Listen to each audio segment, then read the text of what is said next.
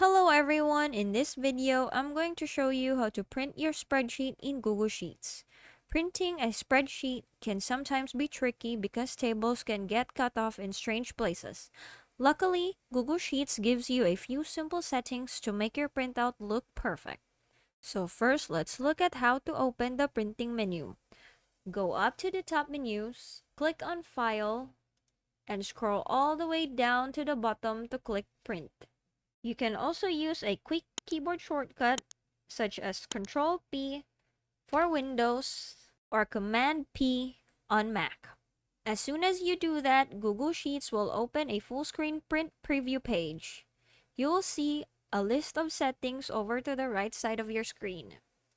So here are the 3 simple settings you can change to fix your layout right away. So first, orientation. By default, sheets print vertically in portrait mode. If you have a wide table with a lot of columns, switch the orientation to landscape. This turns your page sideways so your columns fit much better. Next, the scale.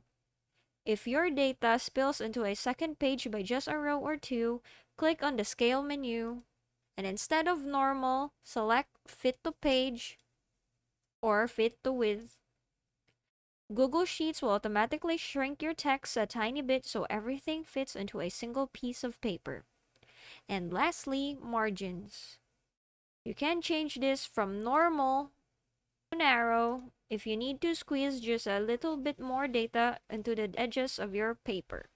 Once your layout looks exactly the way you want it, just go ahead and click the blue Next button in the top right corner of your screen.